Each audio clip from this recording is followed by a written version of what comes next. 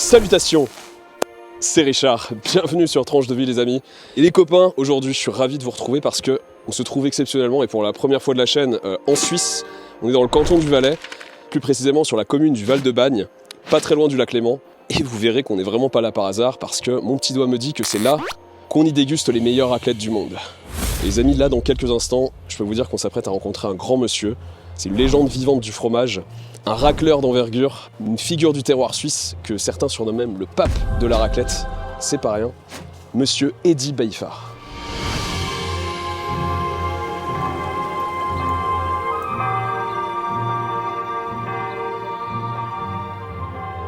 Il est fromager de son état et il possède un restaurant spécialisé sur la raclette pour les vrais fans de la raclette originelle. Et je peux vous dire qu'en plus avec Eddy, il plaisante pas avec les traditions. On va aller découvrir tout ça. Son restaurant est juste derrière moi.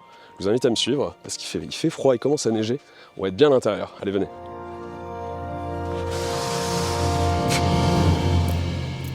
Mais juste avant, bande d'impatients, d'entrer dans ce haut lieu de plaisir fromager, laissez-moi d'abord vous dire deux mots sur la région où on se trouve.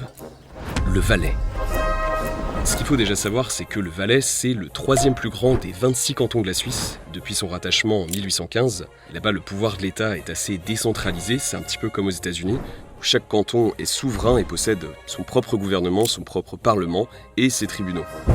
Dans le Valais, les deux langues les plus parlées, c'est d'abord le français côté ouest. Alors moi, je chasse essentiellement avec fusil à pompe, c'est un calibre 12. Et le suisse-allemand côté est. Comme aus Deutschland. Avec ça et là quand même quelques locuteurs de patois valaisan, un dialecte dérivé du franco-provençal qui était autrefois aussi utilisé en France et en Italie. C'est une région à tendance conservatrice et catholique, où la tradition y est encore bien vivace, avec les fêtes patronales, la fête Dieu, les fêtes médiévales, les fêtes des vignerons, les fêtes de montée en alpage, les fêtes de descente des alpages. Vous l'aurez compris, on a vraiment pour tous les goûts. Côté paysage, on est sur un vrai pays de montagnards, et là ça rigole pas parce qu'on a 46 sommets qui dépassent les 4000 mètres, on compte au moins autant de stations de ski l'hiver, et puis durant la belle saison, on ne peut que constater à quel point le Valais c'est agricole et ça pue le gros terroir avec toutes ses vignes, ses vergers, ses pâturages et ses animaux. Et en termes de terroir, je peux vous dire que les Valaisans, ils ont de quoi envoyer du lourd, surtout quand ça touche à leur sport national, la raclette.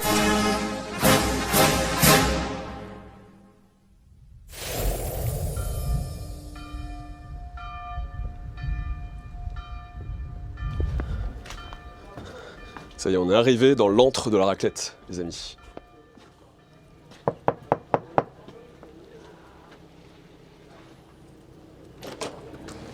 Salut Richard. Salut Eddy, comment tu vas? Bien.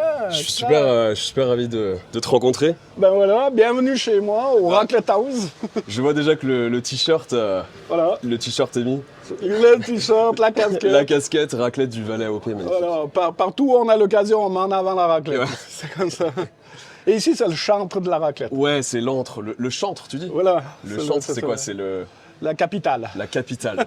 La raclette. Ben oui, c'est Alors, parce que là, on est au Val-de-Bagne et c'est la capitale de la raclette. À Bruzon, voilà, la commune Val-de-Bagne. Ouais, c'est ça pour rigole pas avec la raclette ici, Capitale de quoi. la raclette. Magnifique. Et tu sais que dans cette commune, on produit le 25% du raclette AOP du Valais.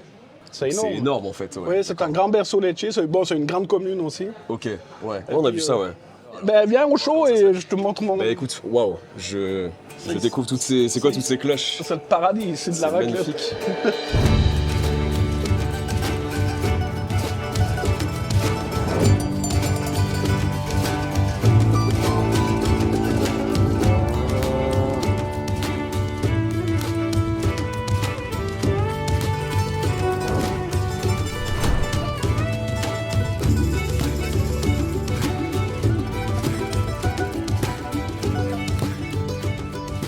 Alors les cloches, ben, c'est des sonnettes. Déjà, on n'appelle pas ça des cloches. Ah, ok, Puis c'est des sonnettes qui ont été gagnées dans des concours de vaches, des combats de rennes. ok.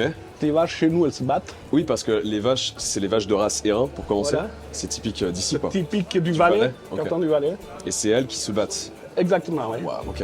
Alors, il n'y a pas que des prix, il y a aussi des collections. Je suis collectionneur de sonnettes.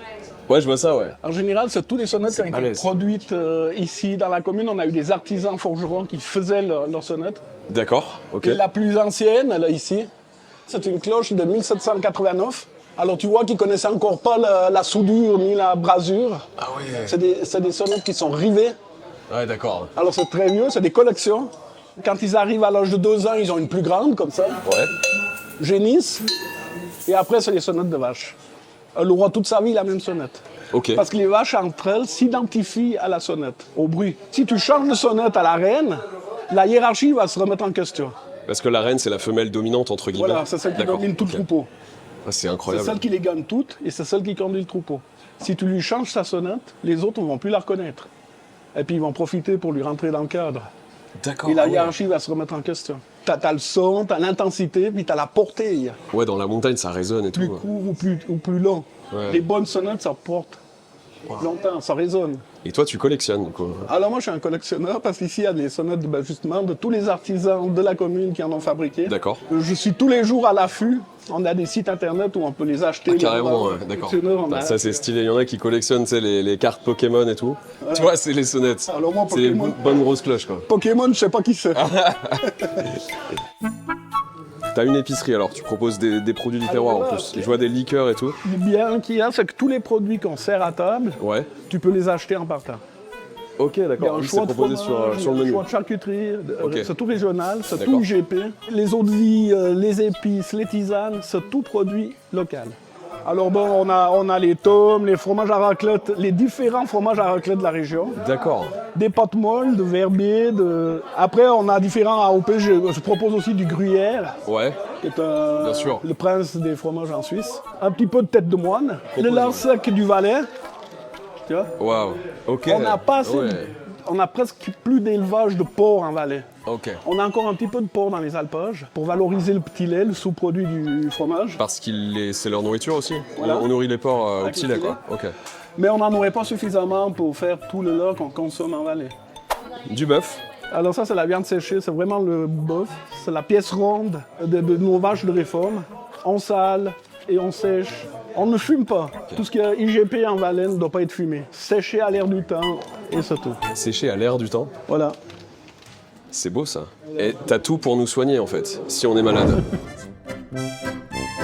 Introduction faite de notre bienfaiteur helvète et du terroir local, laissez-moi vous conduire dans un nouvel endroit, là où tout commence. Parce que pour faire du bon fromage à raclette, la première étape, là je vais pas vous surprendre, c'est déjà de produire du bon lait. Et pour faire du bon lait, là il n'y a pas de secret non plus, il faut des vaches heureuses et bien nourries tout au long de l'année. Et pour nous en rendre compte, je vous propose de prendre la route en direction de la ferme d'à côté pour y rencontrer Loïc, un jeune éleveur et producteur de lait qui travaille avec Eddy.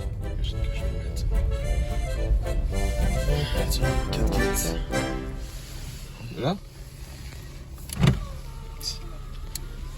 Ah, ici, je peux me garer là ? Ah. Bon, du coup, Eddy, où est-ce qu'on se trouve ? Ah, déjà, premièrement, pour commencer, toi, t'es Loïc, du coup. Ouais. Tu es l'un des éleveurs de vaches et Reims qui fournit le bon lait pour faire du fromage à raclette, notamment. Voilà, exactement. Est-ce que vous pouvez un peu présenter l'endroit où on est Alors on se trouve ici, c'est devant une des premières fermes qui a été construite au village de Bruson. Il faut savoir qu'on se Ok. situe à 1100 mètres d'altitude. Bruson est un village touristique de montagne. Ouais, il y a des stations en plus, plus haut. Plus haut, on a un domaine skiable. D'accord. Dans les années 60, c'était l'exode. Hein. Tous les habitants du village, ils désertaient le village parce qu'il n'y avait plus d'activité. Ok, Ça nourrissait pas son homme. Il y avait de l'élevage, de la race d'airain bien sûr, les lutteuses, pour faire le D'accord. fromage à raclette. Et accessoirement, il y avait de la culture de petits fruits, fraises et framboises. ah ça pousse ici. Et Bruson est un village pionnier sur la recherche de la culture de petits fruits. Fraises, framboises, mûres et sureaux. Ah bah c'est beau, on fait pas que du fromage. Quoi. Et ça mettait un peu de beurre dans les épinards des quelques éleveurs qu'il y avait au village. D'accord. Et les jeunes qui n'étaient pas intéressés par cette activité, ben, ils partaient ailleurs pour chercher du travail. Ouais, c'était vraiment essentiellement centré autour de ces activités-là. Voilà. Et un ancien qui avait envie de développer son activité agricole, qui était guide et professeur de ski, a eu l'idée de construire ce bâtiment pour agrandir un peu son exploitation et essayer d'en vivre. Mais lui, alors à l'époque, ben, il n'y avait que de la race d'airain ici. Et D'accord. c'est dans les années 90 qu'on a commencé à panacher les troupeaux pour augmenter la production laitière, avoir un peu de cimental ou bien de brûle. D'accord. Et donc toi, tu es du coup, tu t'as que des vaches de race et Reims ? T'en as d'autres ? Là aussi de la brune La alpine. brune alpine et puis Ok, là j'ai une Montbéliarde et j'ai des tarines aussi. Les tarines, Ok. ça vient de la vallée de la Tarentaise, côté de Bourg-Saint-Maurice. donc là, elles sont toutes dans ce grand bâtiment. Ouais. Ici j'ai 32 vaches aujourd'hui. Ah d'accord, ouais, elles sont pas toutes là en même temps. Parce que t'en as combien en tout dans ton parc En tout, on a environ 80 têtes de bétail. Là. Mais on a une autre domaine en plaine. D'accord. Alors on jongle. Ici, en fait, on a toujours des vaches qui produisent du lait.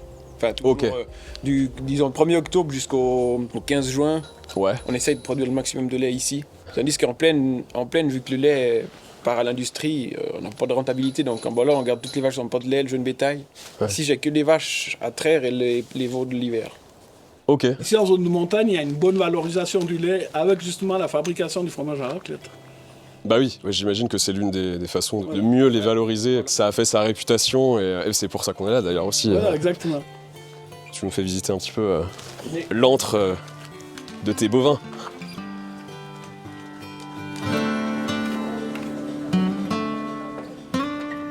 Ah ouais, c'est propre. Et elles sont toutes calmes.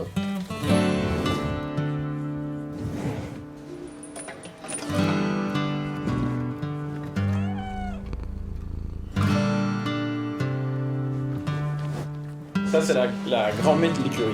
C'est la grand-mère de l'exploitation. C'est la plus vieille. Elle est de 2009, elle Ok. a toujours vélé. Et puis, maintenant, on la garde pour faire des veaux, en fait. Ah oui, d'accord, elle produit plus... Oui, elle produit encore du lait, mais bon, plus trop, quoi. elle un petit est peu. en train de faire sa 13e lactation. En principe, entre octobre et décembre, on a terminé la saison des véloges des Irins. Et puis après, on essaie de les traire le plus possible, mais certaines vaches qu'on vise à avoir un titre à l'alpage ou au combat de Rennes, on les tarie plus vite. On arrête de les traire, on les tarie. D'accord. Pour qu'elles Qu'elles soient... prennent un peu de la masse, Ah oui, bah oui, d'accord. prennent En un fait, peu ouais, d'énergie, qu'elles distribuent pas leur énergie, leur lait voilà. au veau, mais qu'elles le gardent et qu'elles deviennent fortes, quoi. Et puis on en parlait tout à l'heure, celle-ci elle a une fausse corne. Elle a une fausse corne, ah oui. D'accord. Elle a cassé sa corne le 1er septembre 2017, ici, Donc, lors d'un combat de rennes. à l'alpage. Ah, à l'alpage, Ouais. pas Parce qu'en pendant... fait, elles se battent tout le temps à l'alpage. Même à Elles l'alpage, essaient ouais. toujours de reprendre un rang dans la hiérarchie. Sa grand-mère, côté paternel, c'était une reine d'alpage. Qu'on avait, nous.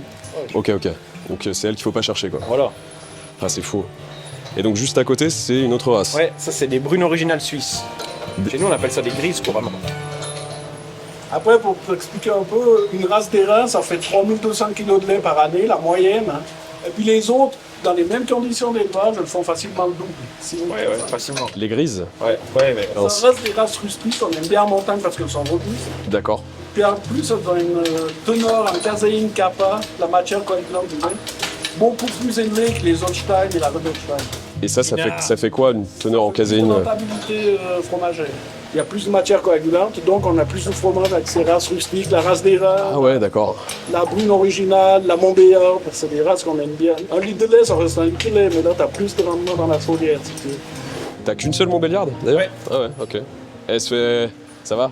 Non mais entre races différentes, est-ce que ça s'entend bien? Oui. Mais elles sont beaucoup moins franches que les Irins. Ouais, d'accord. Les Irins- C'est vraiment les plus vénères, les Irins. elles vont se battre tête à tête. D'accord. Elles s'affrontent Franchement, Ouais. ceux-là, elles vont se prendre un coup par derrière, elles vont... un peu dans les côtes, des coups bas. Ouais. C'est comme en politique. Ouais, c'est ça, exactement, ouais, c'est des politiciens. Ça, c'est la gauche, ça, c'est la droite. La gauche, c'est toujours plus traître. Hein. C'est des coups bas, C'est... Ouais, des couteaux. c'est deux... ça dénonce. C'est fou de se dire que, justement, elles ont cet esprit belliqueux et tout, parce que là, elles ont l'air tellement... chill. Après, c'est l'heure qu'elles dorment. Ouais, d'accord, ouais. Les Très vaches calme. qui sont agressives avec un homme, c'est une tare. Dès qu'ils sont tout petits veaux, ça se déclare déjà. D'accord. Et on d'accord. les élimine tout de suite. Ok, C'est ah oui. beaucoup trop On peut pas se permettre d'avoir ici des vaches. Quand tu dis élimine, dans le ça part en viande, quoi. Voilà, boucherie. Ok, d'accord. C'est Tout de beaucoup- suite. Ah ouais. Un veau qui chargerait un propriétaire, le lendemain, il a sa cartouche au lieu du feu. On peut pas se permettre de garder. Ah, C'est des il y a même pas de seconde chance, quoi. exploitations familiales, C'est... On a des enfants, Ouais, on a ouais, des d'accord. combats de rennes où c'est très touristique. Ouais, On a ouais. des alpages qui sont parcourus par des randonneurs, par des vététistes. Si t'as une vache méchante au milieu du troupeau, Oui, d'accord, bien sûr. beaucoup trop dangereux. Tu sais que t'as une vache qui est un peu fière avec l'homme, mais le jour où tu t'attends pas, elle va te faire du mal. voilà, alors si t'as 700 kilos armés comme elles sont, qui te foncent dessus, t'as aucune chance. 700 kilos en moyenne? Ouais, bon, ça c'est des bolides, hein, c'est Waouh, c'est vachement c'est très lourd. trapu, tu vois. On m'avait dit, je voulais revenir un petit peu sur qu'est-ce qui t'a amené à faire ton métier. Tu parlais de ton grand-père, c'est par lui que tu t'es mis à vraiment te passionner pour déjà le produit en lui-même, le fromage, mais j'imagine aussi tout ce qui va avec. Tout ce qui va avec, ce métier, ces montagnes, c'est... Alors écoute, moi, tout petit déjà, j'étais fan de vaches, de la race des reins. Mon père n'était pas dans le métier. Mon grand-père était fromager éleveur.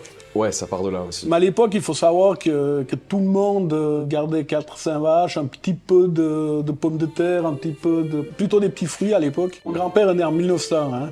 Quand je suis né, il avait déjà 63 ans, mais il était encore propriétaire d'une petite exploitation. Ils avaient 3 vaches laitières, une génisse, un veau, une chèvre, 2 cochons, quoi, pour la... Oui, d'accord, C'était ok. la survie, quoi. Et mon papa, lui, avait eu l'idée de faire une formation de monteur électricien.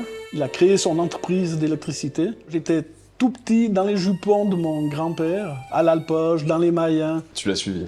à garder les vaches, Ouais. à fabriquer du fromage. Alors là, tu apprends vite quand tu es tout petit. Tu vois ce que les vaches broutent, tu Ouais. vois le fromage qu'il fait quand les vaches sont à cet endroit. La différence d'herbage, les fleurs, la météo. On sentait que quand les vaches étaient dans des pâturages humides à cause des marécages Ouais. ou des intempéries, les fromages avaient le goût de foin mouillé. Ça s'en ressentait après sur les On fromages. s'aperçoit, oui. Et l'altitude, l'exposition des pâturages au soleil, tout ça t'apprend avec les anciens. Et quand je suis arrivé à la fin de ma scolarité obligatoire, je voulais faire fromager. Tu savais ce que tu voulais faire. Ouais. Je savais. La fromagerie du village était vouée à disparaître. Mais moi, j'avais repris la petite exploitation de mon grand-père. Et je voulais pas que la fromagerie du village ferme. Alors, c'était une fromagerie exploitée sous le régime coopératif. Je suis allé à la séance des producteurs. Et puis, j'ai dit, les gars, faut pas fermer cette fromagerie. Vous voulez développer le tourisme à Bruzon. Si vous commencez par fermer la fromagerie, Bien sûr, ça attire les gens. vous avez plein de fautes à la dicter. Et après ça, je l'ai exploité pendant 30 ans. Parallèlement à ça, on avait une exploitation agricole avec une 50aine de vaches laitières. Tout ça jusqu'en 2012, date à laquelle j'ai été victime d'un grave accident. À l'Alpage, je suis tombé dans un talus avec un quad. Ah ouais, en quad. Et puis Ok. je me suis T'as dû te fracasser, là. je me suis fracassé les vertèbres cervicales, les vertèbres lombaires. Oh. Je suis resté 8 mois à la Sauva avec un corset. Je ne pouvais pas bouger. C'est- J'ai de la chance parce qu'au moins je marche. Et grâce à beaucoup d'efforts et puis aux compétences du personnel soignant, ben aujourd'hui Ouais. je marche. Et puis, Tant mieux mais déjà. par contre, j'avais plus les forces pour exercer le métier de fromager. Du coup, c'est mon fils au pied levé qui a repris la fabrication des fromages. En 2015, j'ai été appelé à représenter la Suisse et la raclette à l'Expo universelle de Milan. Et comment t'as été d'ailleurs en 2015, t'avais déjà cette réputation, t'avais déjà des récompenses. Voilà, oui, et puis moi j'étais resté à l'assurance, à Gamberger, j'allais donner des coups de main à la fromagerie, mais je cherchais quand même quelque chose de plus Stimulant. Stimulant, ouais. Hein. Alors j'ai décidé avec ma femme d'ouvrir ici le bar à raclette. Suite à ça, moi j'étais déjà pas mal médiatisé par des chefs de cuisine qui s'approvisionnaient chez moi. Et là, c'est la présence suisse, ça veut dire l'instance touristique suisse, qui m'a appelé pour représenter la raclette à l'Expo universelle de Milan. Quel honneur là. Alors là, j'ai formé les racleurs pour aller là-bas. Et on a fait 6 mois d'expo à Milan où on a raclé tous les jours. C'est un événement qui était très médiatisé, qui m'a fait connaître dans le monde entier. Puis suite à ça, les ambassadeurs m'ont demandé, et me demandent encore aujourd'hui, d'aller servir la raclette lors des soirées Parfois dans plusieurs pays, dans etc. plusieurs pays.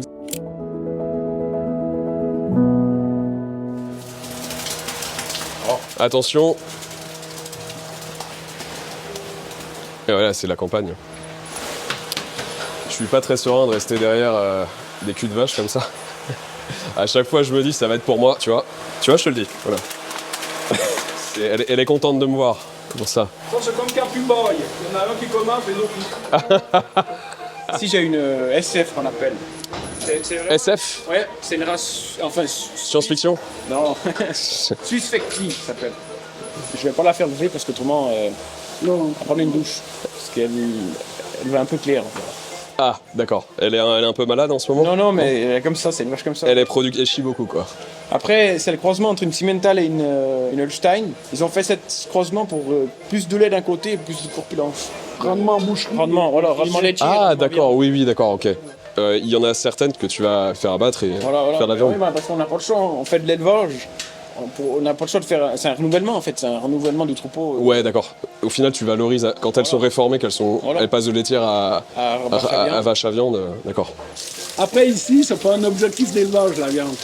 On va pas élever une génisse pour faire de la viande. Une vache qui produit pas assez de lait ou bien qui porte plus son veau, Ok. Elle est destinée à l'abattoir parce qu'elle n'a plus de rentabilité, elle n'a plus de raison d'être dans l'exploitation parce que le coût, D'accord, obligé ok. de la valoriser à travers la bidoche. À l'arrière. Bien sûr, bien sûr. Et donc là, la majeure partie du temps, elles passent leur temps ici l'hiver. L'hiver, je les sors tous les jours. Tu les sors, elles font un tour. Ouais, je les mets ici devant tous les après-midi. Non, elles restent 20 minutes. Pour les dégourdir. Ça va, ça les dégoûte. Pour les... Ouais, d'accord. C'est bien pour l'animal. Ouais, bien sûr. Mais après, c'est pas pratique avec la race des reins qui est belliqueuse, fougueuse. Ouais, parce que c'est là qu'elles Il peuvent faut- se taper en faut fait. faire, C'est ça. Et puis c'est dangereux parce qu'il y a de la glace, elles vont courir. Et puis, Ah oui, et c'est là où risque de blessure, ouais. Ouais, alors les petits hauts. La nurserie, ah bah oui, là, on va voir les petits, là, on va voir les petits. Les petites bêtes. Enfin, qui sont déjà des grosses bêtes, j'imagine. Ouais, il y a déjà Tiens, il y a le chat, là. alors dans chaque ferme, Tout bon paysan a son chat. Ouais. C'est pour pourquoi oui, les souris. Pour les souris. Parce qu'il y en a beaucoup sinon. Ah oui, les céréales. Ça, ben, celle-ci, l'année passée, on a eu une exposition, si tu veux, c'était un concours de beauté.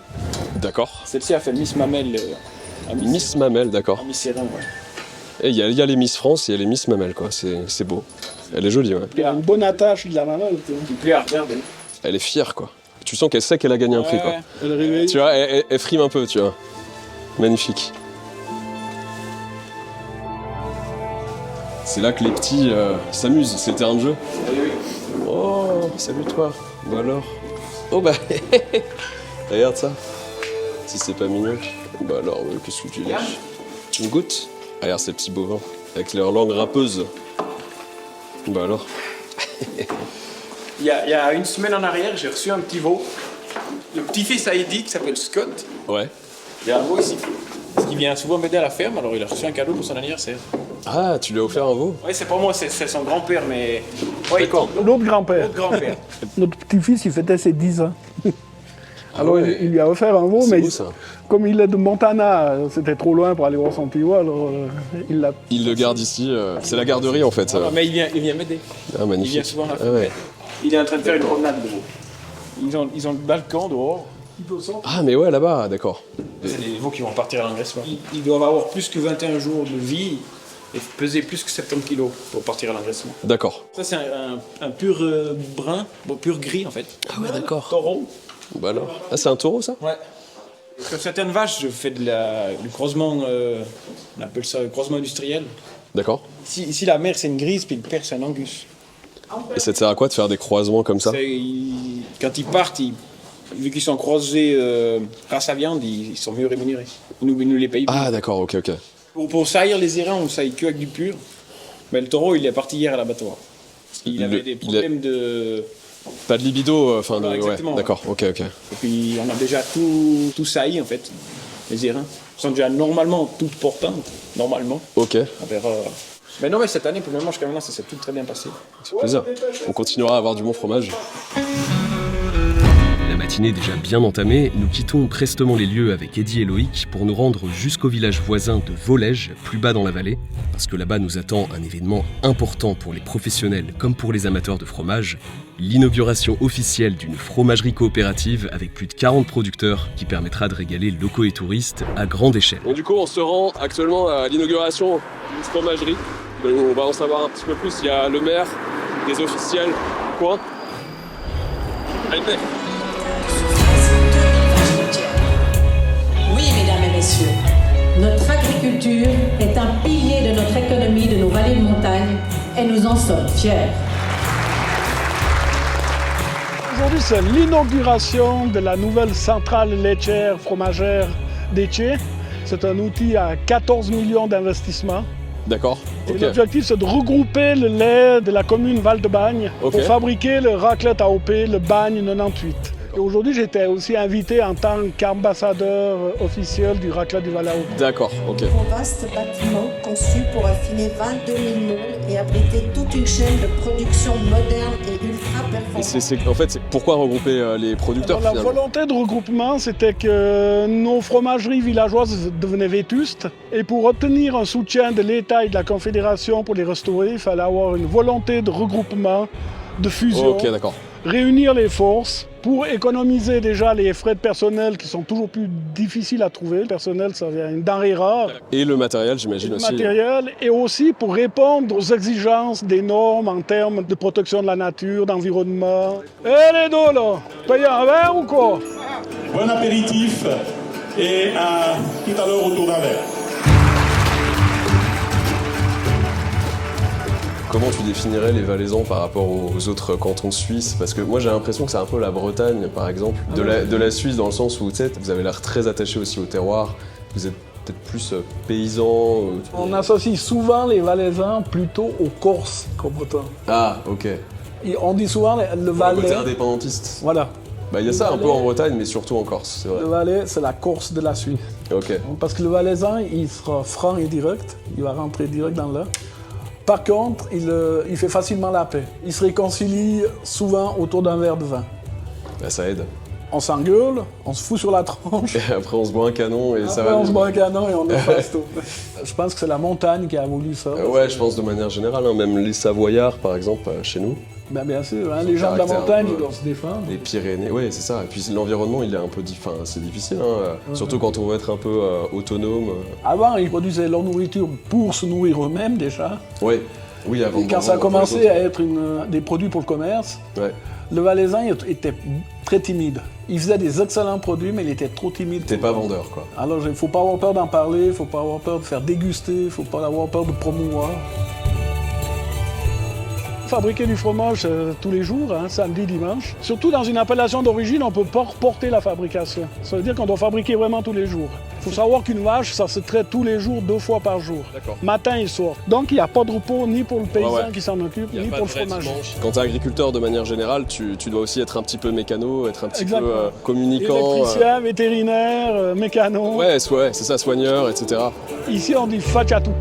Match à toutes. Tu vois, Alain, tu la contournes. Allez, bah, c'est pas une photo, c'est une vidéo, mais si vous... Excuse-moi là. C'est exigeant et tu dois être multicasquette. Tu disais, c'était quoi le terme? Multicasquette, faciatout. Faciatout. Comment tu dis, comment tu dis faciatout en français? Comment on dit? Faciatout.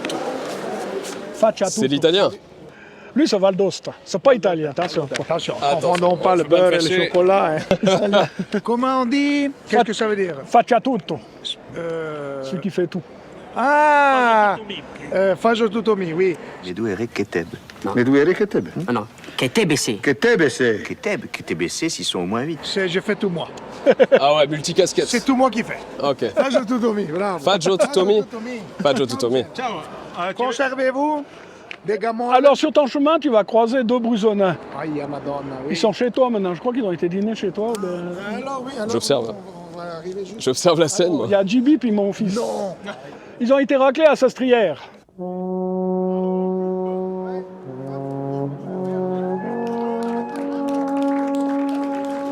toutes les personnes qui passent ici soient bénies à ton amour, par ta bonté. Et que ceux puissent participer ici. L'instant est beau.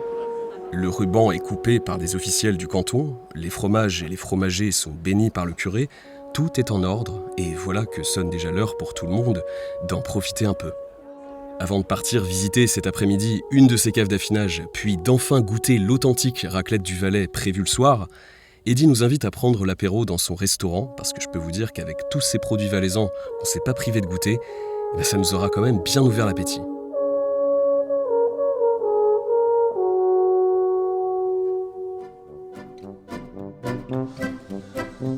C'est l'armoire à pharmacie, ça, Eddy? Ouais, c'est ici qu'on soigne les malades. Oh, ici, t'es jamais malade, ici. À la limite, tu peux tomber obèse au bout d'un moment, mais encore. Oh, alors ça, il n'y en a pas beaucoup ici, les obèses.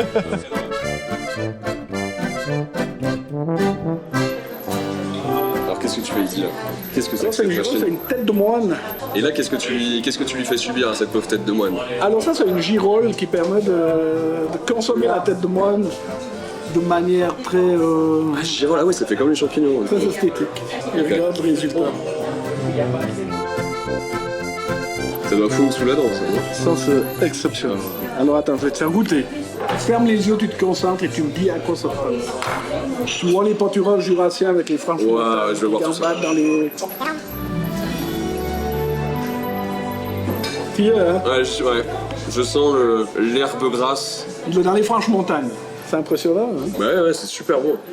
Alors la pisse du diable, qu'est-ce que c'est? Lit de syrah, mort de dôle, liqueur de gingembre. C'est un alcool fort, mais quand même encore doux parce qu'il a 33 degrés d'alcool, tu vois. Voilà. Ça va, ça passe tout seul. Un digestif qui va très bien après les mains au fromage. Bah écoute, comment tu conseilles? Ça se déguste ou ça se... Les deux, soit cuissette, soit dégusté. Ça dépend à quel point t'es malade, ça va te soigner différemment. Ouais, je vais déguster. Et puis la particularité, comme ça contient du gingembre, ça remplace la petite pilule bleue. Ok.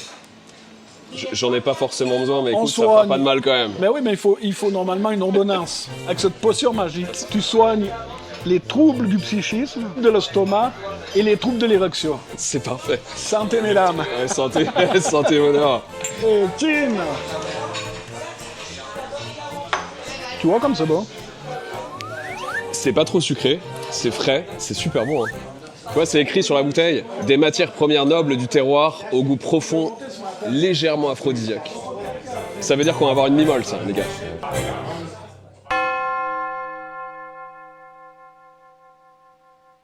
À la fromagerie d'Étier, moi j'ai été surpris de voir qu'il y avait encore cette tradition catholique. Bien sûr. Du curé du village qui vient bénir la fromagerie et les fromagers. Exactement. Ça c'est génial. Il y a encore ce... Après la partie officielle, il y a toujours le prêtre qui vient bénir l'outil de travail. Et l'outil de travail, ouais. Pour demander de la protection déjà des employés et du produit. Les gens sont encore globalement attachés à tout ça, croyants. Très attachés, Parce que j'ai vu qu'il y avait aussi des fêtes patronales dans certains villages. Par exemple, ici à Bruzon où nous sommes, le Saint-Patron se fête le 8 mai. C'est Saint-Michel-Archange. Le patron des parachutistes, notamment. Voilà, le patron du village, le patron des parachutistes. Au début juin, quand on met les troupeaux en commun pour aller dans les pâturages d'altitude, on met les troupeaux en commun. Et avant le repas de midi, il y a le prêtre qui vient bénir les bergers pour demander la protection. Te bénissons, Seigneur, pour ces travailleurs, ceux qui gardent cet alpage, les gardiens. Bénis-les, bénis leurs familles. Tout est béni. Voilà, tout est béni, c'est comme ça. Et peut-être que ça aide à faire du bon fromage au final. Hein. Bien sûr. Moi, j'y crois. Ouais. Bah moi aussi, tu vois. Voilà, tu vois. Et ça donne envie d'y croire en plus quand on goûte. Bien sûr. La raclette, c'est quoi ses origines? C'est né où? C'est né comment? Alors l'année passée, nous avons fêté le 450e anniversaire de l'histoire de la raclette ici en Valais. Ah ouais, c'est aussi vieux que ça. Le plus vieux écrit qui atteste que la raclette valaisanne date de 1574. Et c'était quoi cet écrit? Alors c'est un médecin pharmacien de Sion qui s'appelait Gaspard Ambuel, surnommé Collinus, qui a écrit que les Valaisans, les paysans valaisans du nord des Alpes, font fondre du fromage au feu de bois pour avoir un repas chaud. C'est le plus vieux écrit qui a prouvé que nous étions les détenteurs de l'origine de la raclette. D'accord, ok.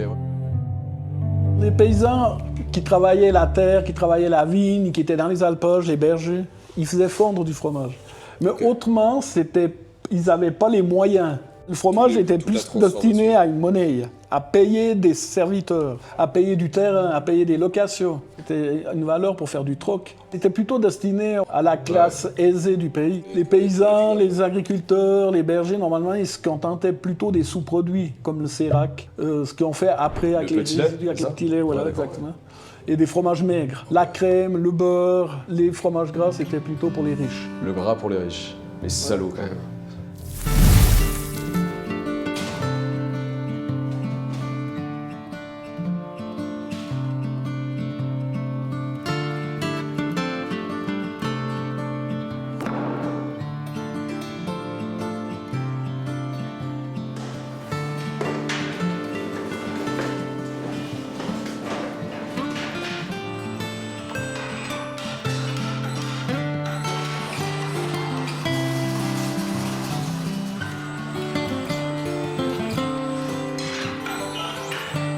Donc là, Eddy, dis-moi où on se trouve. Tu recules pas trop, hein? Non, t'inquiète pas. Alors ici, on est à Verbier Village. C'est mon fils qui est responsable de la fabrication du fromage à raclette pour toute la région ici. Ok.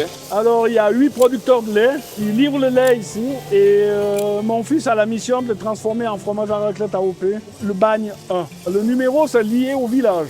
Ah, c'est ça le numéro, le fameux. Ouais. Parce que c'est là qu'on voit bagne 1, bagne 98. Il faut savoir qu'à l'époque, dans les années 40, il y avait 40 fromageries de villages et d'alpages qui produisaient du bagne. Ah, il y en avait partout, ok. Alors on avait attribué à ces fromageries un numéro, et ce numéro, on ne peut pas le vendre, il est attaché au village. Et là, c'est le numéro 1. Alors Verbier, ça a toujours été le numéro 1. Waouh, ok. Voilà. Donc là, on est quelque part dans un lieu important, j'imagine. C'est important, oui, parce qu'il transforme quand même 1 million de litres par année. Ah ouais, il y a du débit, ouais. Ça fait 100 tonnes de fromage à raclette. Bah magnifique. Alors, bah allons visiter ça, ouais, carrément. Ouais, mais faites attention parce que ça glisse. Ouais, on va faire gaffe, on va faire gaffe.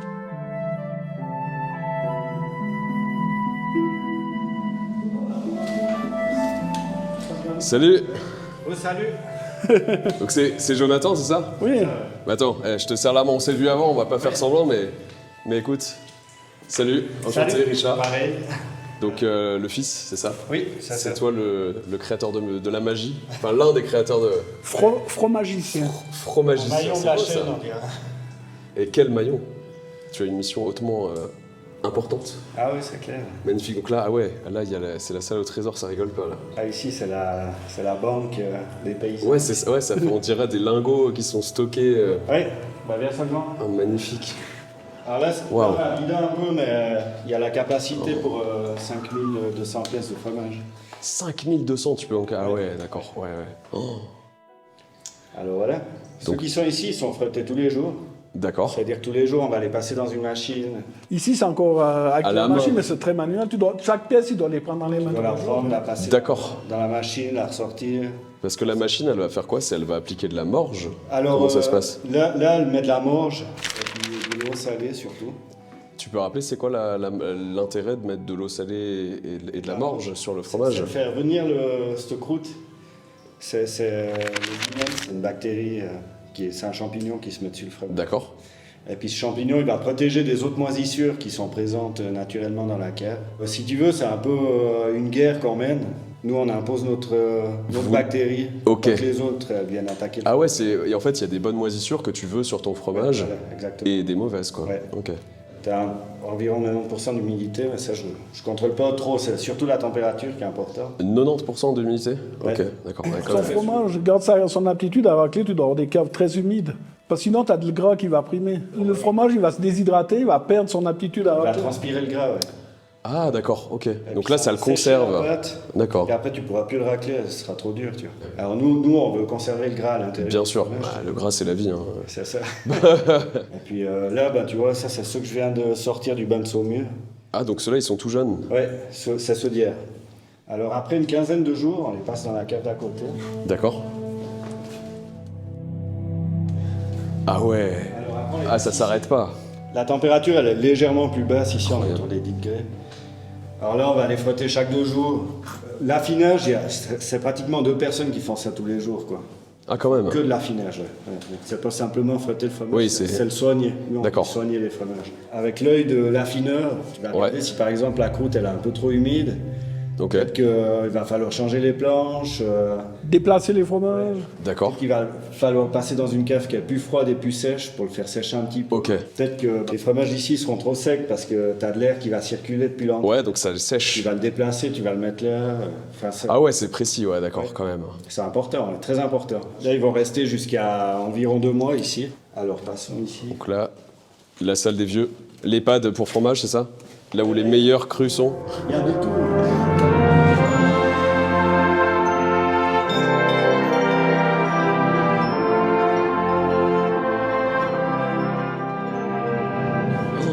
D'il y a 2 ans, d'accord.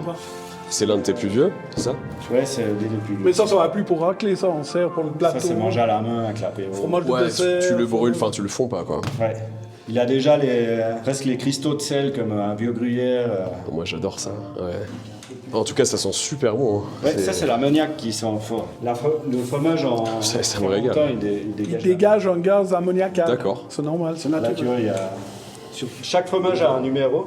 Là, il y a le logo du raclette AOP, la date de fabrication et le numéro d'agrément pour la commercialisation. Ouais. Limite, les fromages vont avoir un numéro de sécu et une carte d'identité, quoi. Ah ouais, mais ça, c'est la carte d'identité du fromage. Ben ouais, c'est un peu ça, en fait. Ouais. C'est même complètement ça. Incroyable. Qu'est-ce que tu fais, Eddie, du coup? J'écoute la musique du fromage. Ah ouais? Toi, tu les tapes et tu sens tu entends s'il y a des fermentations secondaires. Si c'est creux ou... Si c'est creux, il y a des trous, il y a des ouvertures et c'est indésirable. Et c'est pas bon, ouais, forcément. C'est moins bon. Ça peut être déclassé. Au bruit, tu entends. Ah ouais, donc t'es aussi un peu un musicien finalement du fromage. Ah, mais écoute la musique. La raclette, c'est le mets national du Valais. Tu sais qu'on le sert à toutes les occasions. Baptême, mariage, enterrement. Anniversaire. On sert les anniversaires, les fêtes d'entreprise. Les jours pairs. Tous les jours qui finissent pareil. Et même parfois le dimanche après-midi. Bon, on l'aurait dit, là les choses sérieuses commencent. Alors voilà. Attention. D'abord, tu dois avoir un fromage propre. Ça a l'air... Ça, c'est un fromage au lait cru, un fromage d'alpage. Je viens d'enlever l'étiquette, il a du mois de juillet. Là, il y a 6 mois déjà. Le minimum, c'est 3 mois. Mais à 3 mois, les arômes sont encore pas tout développés. D'accord, toi t'aimes bien quand c'est un peu plus développé. Ouais. 6-7 mois, c'est le top. Magnifique. Puis après, tu la présentes à la source de chaleur. Alors ça, c'est des cordes chauffées électriques. Tu peux les avoir à gaz ou bien au feu de bois, c'est comme tu veux. Ouais, d'accord. Ouais. Et tu règles la distance. Si tu colles sous le corde chauffe, ça risque de brûler. Et là, ça dénature le goût du produit. Faut pas trop éloigner non plus, sinon tu as la chaleur qui part en parapluie. Ouais. Ça va chauffer toute la carapace du fromage et il tiendra pas. Puis à mesure que le fromage il fond, il faut relever ta pièce. Puis tu dois pas laisser brûler ton fromage. Là, il commence à caraméliser. Ça veut dire qu'il fond. Il crépite, il caramélise, mais il faut pas laisser noircir parce qu'après c'est du charbon. Puis bien sûr. Il y a des consommateurs qui aiment bien griller. Mais moi je les conseille pas, je dis mais vous avez plus le goût du fromage. Bien sûr. L'important c'est la pression que tu exerces sur le couteau et le rythme. D'accord. Faut pas aller trop doucement, il faut pas appuyer par saccade, tu dois rester souple. Le poignet de Federer, tu connais Federer? Bien sûr. Voilà. Tire seulement par en haut, voilà. Et voilà. Tu vois, d'un geste rapide et sûr. Ouais. Ah ouais, ok. Et tac, la petite religieuse que tu mets sur le bord de l'assiette. En plus, elle est bien caramélisée. Alors oui, il y a une petite différence de grandeur. Mais... Ouais. T'es plus généreux que moi, apparemment. Voilà. Mais ça m'étonne pas de toi. Puis toi, cette raclette, elle est top parce qu'elle fait pas de gras. Oui, effectivement, c'est crémeux, c'est onctueux. Par contre, il faut que tu la manges chaude. Parce que sinon, c'est pas digeste. Ah, magnifique. Bah écoute, je vais déjà goûter ça.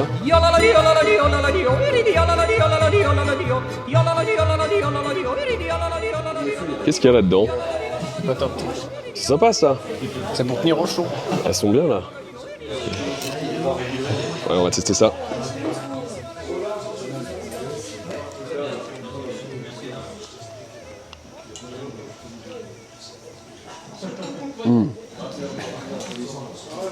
Ah oui, d'accord. Ah ouais. Ça, oui. Ok. Ouais, c'est excellent, excellent. La fleur des montagnes. C'est à des années-lumière de ce que t'imagines. Ah ouais, bah de ce que j'ai déjà pu goûter, parce que là, j'ai jamais vraiment goûté de vraie raclette comme ça. Ah ouais, non, franchement, pour moi, il y a besoin de rien de plus. Maintenant, ça se sert à une pomme de terre, 2 oignons, un cornichon. Bien sûr, le cornichon, je savais que c'était important. 2 petits oignons puis un cornichon. Là, regarde. Voilà, là, c'est parfait. Sur le côté. On pourrait presque t'adapter. Ouais, là, c'est beau, hein. Là, c'est une reproduction. Et voilà.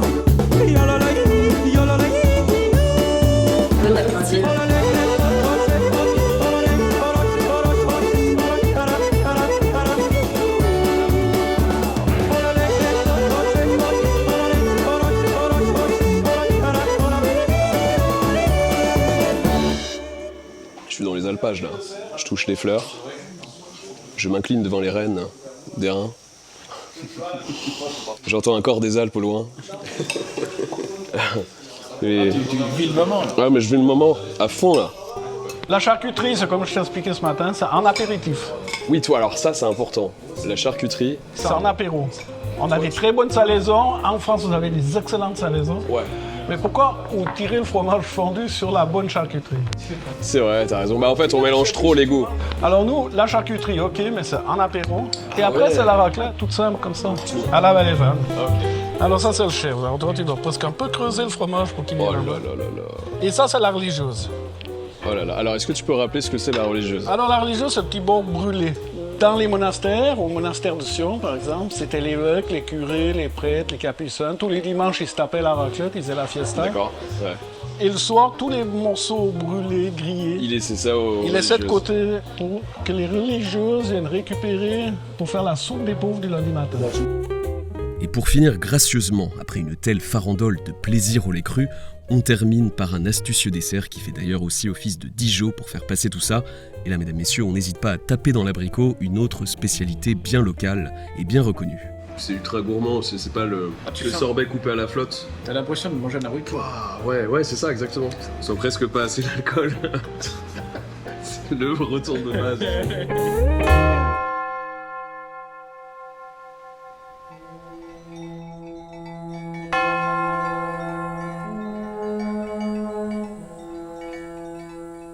Et on se quitte déjà, les copains, sur ces magnifiques images de la vallée de Bagne, un très très bel endroit du monde. Je peux vous dire qu'on s'est bien marré avec notre Eddy.